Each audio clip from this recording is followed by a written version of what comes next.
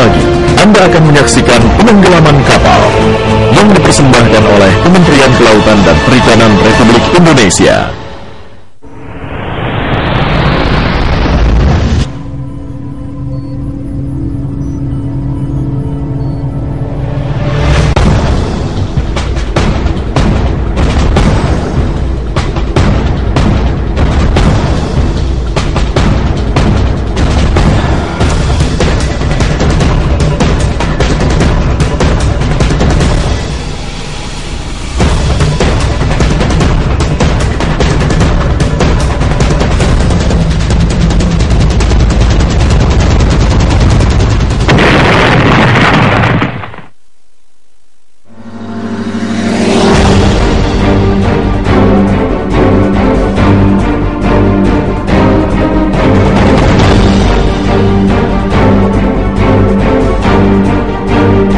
Indonesia dikenal sebagai negara dengan luas wilayah perairannya mencapai 2/3 dari seluruh luas wilayahnya.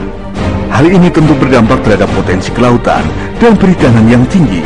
Salah satunya adalah potensi perikanan tangkap yang mencapai 6,5 juta ton per tahun.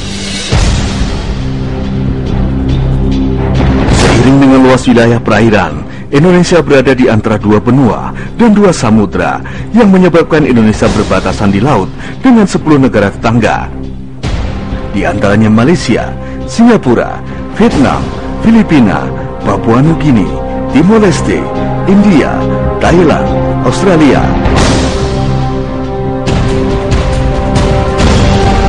Hal ini tentunya sangat erat kaitannya dengan masalah penegakan kedaulatan dan hukum di laut, pengelolaan sumber daya alam, serta pengembangan ekonomi kelautan dan perikanan suatu negara.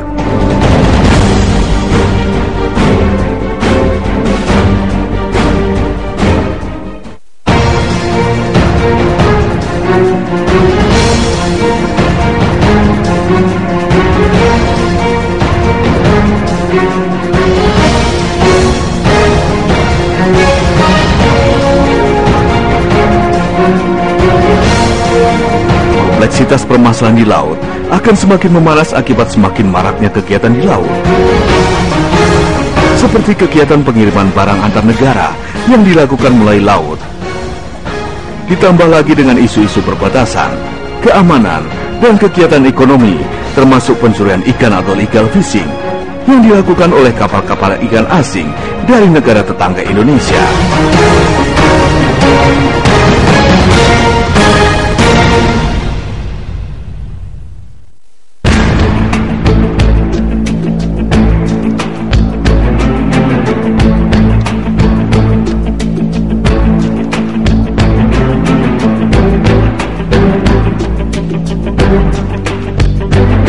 Kenyataannya, potensi tersebut belum dapat dirasakan manfaatnya secara optimal karena beberapa permasalahan utama, di antaranya illegal unreported, unregulated fishing atau IUU fishing dan destructive fishing.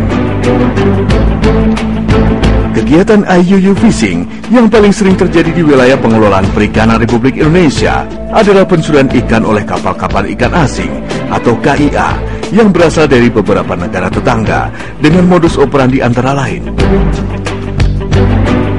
tanpa izin, double flagging, manipulasi perizinan, dan transhipment.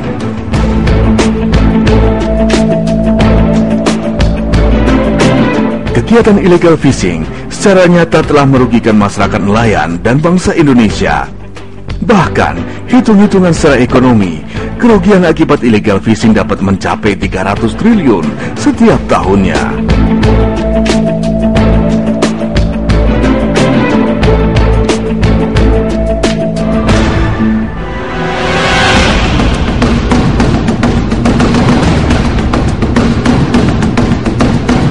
Kegiatan illegal fishing di wilayah pengelolaan perikanan negara Republik Indonesia atau WPPN-RI telah menyebabkan kerugian yang besar, serta merupakan permasalahan serius yang harus dihadapi dan diselesaikan. Direktorat Jenderal Pengawasan Sumber Daya Kelautan dan Perikanan mengemban tugas melaksanakan pengawasan yang bertujuan mewujudkan tertib pelaksanaan peraturan perundang-undangan di bidang kelautan dan perikanan. Kegiatan pengawasan harus senantiasa ditingkatkan khususnya di wilayah-wilayah dianggap rawan illegal fishing, yaitu perairan Natuna, sebelah barat Provinsi Kalimantan Barat, perairan sebelah utara Sulawesi, dan perairan Arafura. Selain itu, tentunya juga pengawasan di seluruh wilayah pengelolaan perikanan Republik Indonesia harus tidak luput dari pengawasan. Kebijakan Direktorat Jenderal PSDKP adalah terwujudnya peningkatan kapasitas dan kapabilitas pengawasan SDKP guna menegakkan undang-undang bidang kelautan dan perikanan dalam rangka mewujudkan Indonesia bebas IUU fishing dan kegiatan yang merusak lingkungan.